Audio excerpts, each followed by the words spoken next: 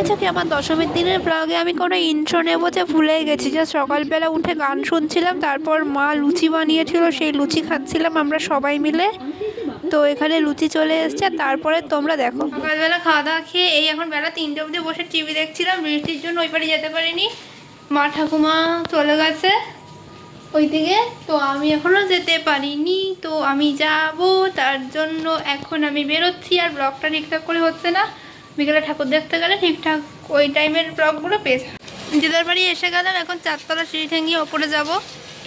এই বাড়িতে এসে খাওয়া দাওয়া রেডি করলাম, 5টা বেজে গেছে। আসতে অনেক দেরি হয়েছিল বৃষ্টির জন্য, 5টা বেজে গেছে। তো তার জন্য এখন হচ্ছে ওদিকে পেছনে ব্যাকগ্রাউন্ড বাজে, তার জন্য এখন হচ্ছে তার জন্য এখন রেডি হব ঠাকুর দেখতে যাওয়ার জন্য। ক্যামেরাটা পুরো ময়লা হয়ে আছে, যাই হোক রেডি সেডি হচ্ছি যাওয়ার জন্য।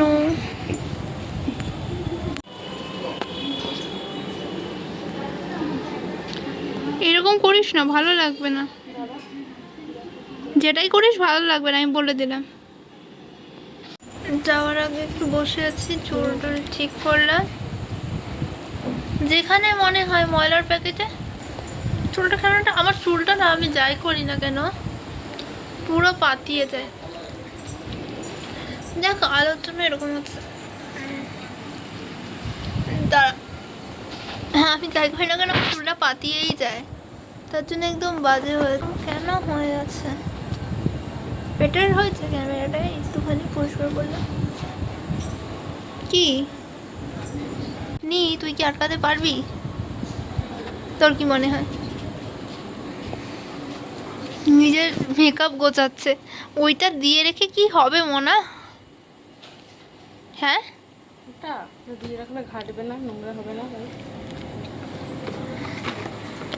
এটা ওর খানা খাজানা, ওর কাছে আছে আর আমার কাছে আছে, সব মিলিয়ে আমাদের মেকআপকে কিট কমপ্লিট হয়। মানে ওর কাছে যা আছে আর আমার কাছে যা আছে সব মেলালে পরে একটা পারফেক্ট মেকআপ কিট হয়, বল? তা নইলে সবার হাত খাতরা। লাইটিংটা দেখো। এটা কি? ও সেই লাইটটা ভাইয়ের জন্য কিনেছে, ও তাই বলছে লাইটিং দেখো। আলোর অপোজিটে বলে তোর মুখটা ইয়ে হচ্ছে। হ্যাঁ তুমি এখন সেই টিভি নিয়ে পড়ে থাকো, এখানে একটা ভিডিও হচ্ছে। ভালো, আমার হাতের মেহেন্দি, ওয়াও। চেয়ারটা সরাতো, গার্ডার হাতে নিয়ে বসে আছি।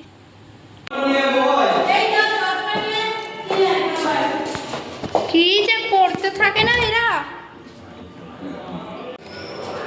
এখন বেরোচ্ছি, পেছনে গান। সারা পুজোতে আমার সমস্ত ভিডিও কপিরাইট এই গানের জন্য।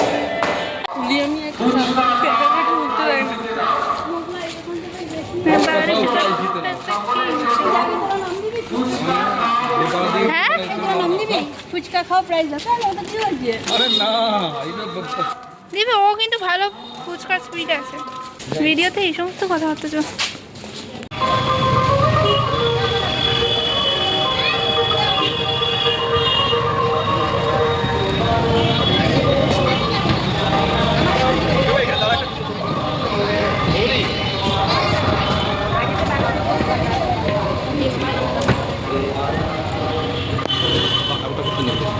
বাড়িতে দাঁড়াবো, সুন্দর করে ছবি তুলে।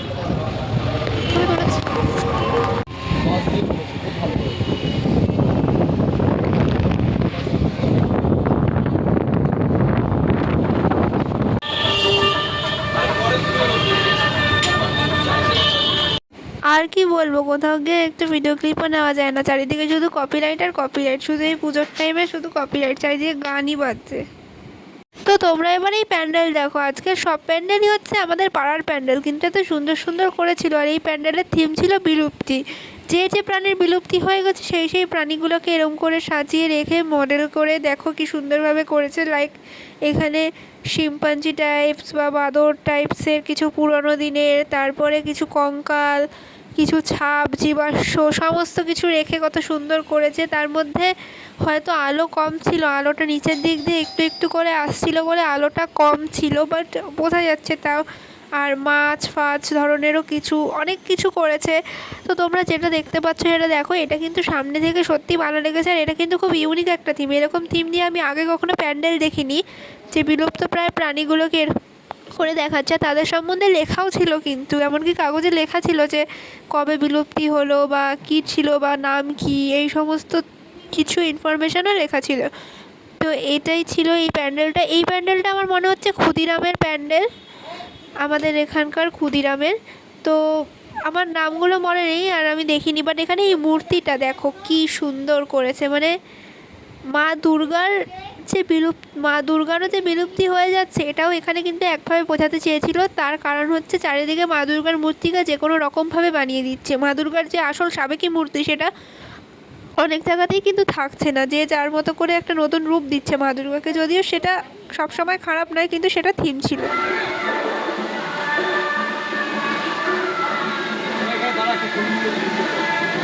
না না, এখানে ছবি ভালো আসবে না, লাইটটা পেছনে তো।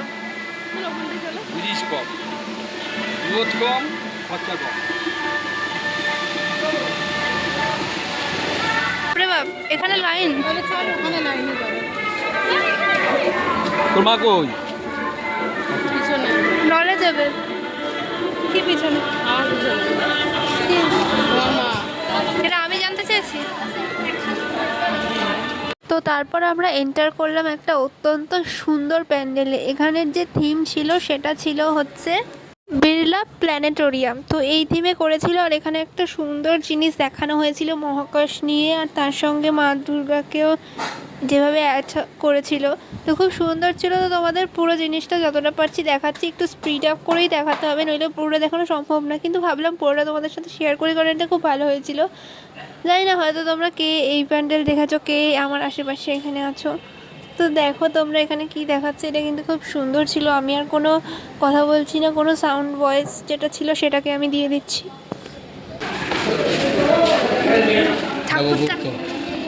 টিভি লাগছে। তারামন্ডল আমরা যাই না, সেই তারামন্ডল ক্লাস লাইটটা বন্ধ করুন।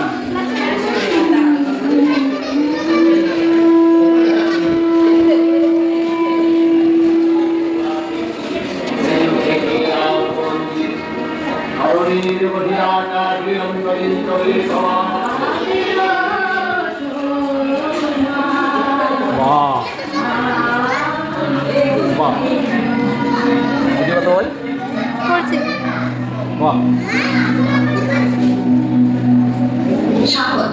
সকল দর্শনার্থীদের জানাই শারদীয়ার প্রীতি, শুভেচ্ছা ও অভিনন্দন। দমদম অমরপল্লী শারদীয়া পূজা কমিটির এবারের নিবেদন বিড়লা তারা। আমরা দাঁড়িয়ে আছি কলকাতার প্রাচীন ও ঐতিহ্যমণ্ডিত বিড়লা তারামণ্ডলের কৃত্রিম অরুণ আলোয় উদ্ভাসিত আকাশের নিচে, যা আমাদের ভাবিয়েছে, শিখিয়েছে, দেখিয়েছে বিজ্ঞানের দৃষ্টিতে ওই সুদূর মহাকাশের এক রহস্যময় জগৎ। 1963 সালের 2রা জুলাই তৎকালীন প্রধানমন্ত্রী শ্রী জওহরলাল নেহেরু বিড়লা তারামণ্ডলের উদ্বোধন করেন। তারপর এক দীর্ঘ সময়কাল ধরে কলকাতা শহরের এই তারামণ্ডলটি হয়ে উঠেছে মহাকাশকে ছুঁয়ে দেখার এক বিস্ময়কর ঠিকানা। পিতৃপক্ষ অবসানের পর দেবীপক্ষের আকাশে চাঁদ, পশ্চিম আকাশে সন্ধ্যে তারা যেন এই শহরকে করে তুলেছে আলো আলোড়ন।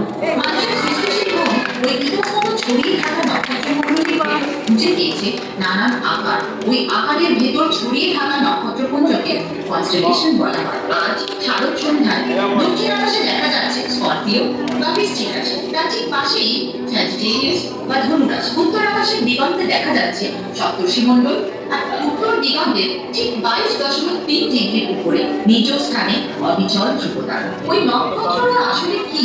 বাস্তবে তার প্রত্যেকটি এক একটি ধারণার একটি বিশাল অগ্নিকুণ্ড, যেখানে নিরন্তর পারমাণবিক শক্তি নির্গত হয়ে চলেছে। বহু বহু দূর আলোকবর্ষে অবস্থান করছে বলেই এদের আলোর বিন্দু হয়ে ওঠে। আমাদের নিকটতম তারা সূর্য, সূর্যকে কেন্দ্র করেই আমাদের এই সৌরজগৎ, যেখানে 8টি গ্রহ সূর্যকে প্রদক্ষিণ করে চলেছে, যেখানে একমাত্র পৃথিবী ছাড়া আর কোন গ্রহে এখনো প্রাণের অস্তিত্ব পাওয়া যায়নি।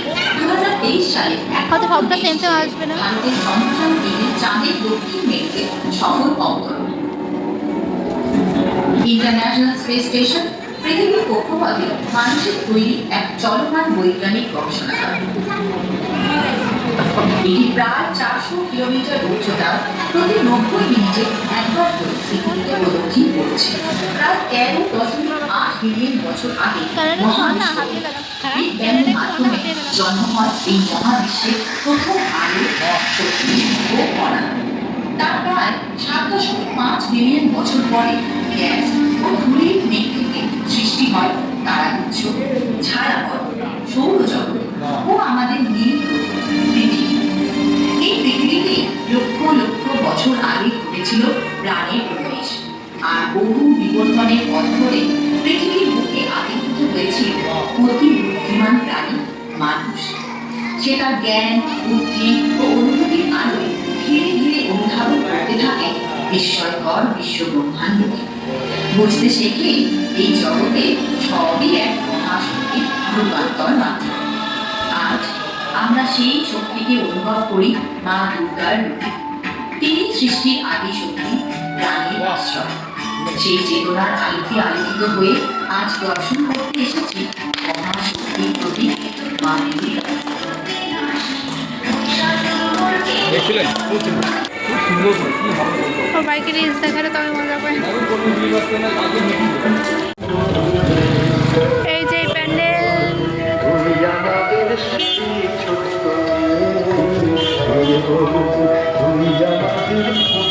বাহ।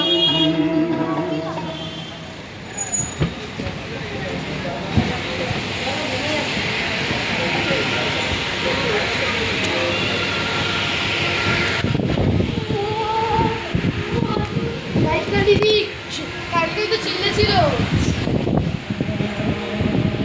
চিল্লেছিল।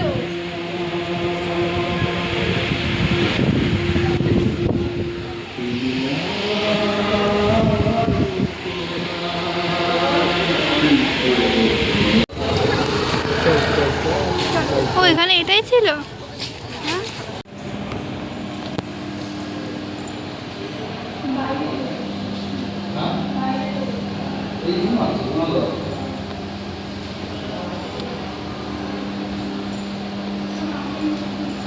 একদিন চলে এসো। হ্যাঁ, বিকেলবেলা বাকি চলো কি চলে গেল বলবা? তো যদি মনে হয় যেটা খেতে ইচ্ছা করছে বা এরকম বলবি।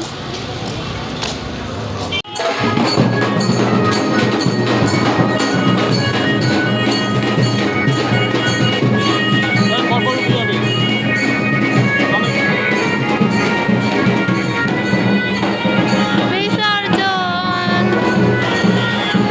হাঁটার কোমরটা শান্তি হলো। চুলগুলোর অবস্থা খারাপ। ঠাকুর ঠাকুর দেখে তারপরে আমরা চলে এসেছিলাম এখানে একটু বিরিয়ানি কেনার জন্য, রাতে খাওয়ার জন্য। তো এখানে মা সেটাই কিনছে আর আমরা এখানে বসেছিলাম। আর এটা আমাদের বাড়ির কাছের সেই বিরিয়ানি, যেটা মিনি ব্লগেও বলেছি তোমাদের অনেক আগে। ক্যারিটা দিয়ে দিকরা।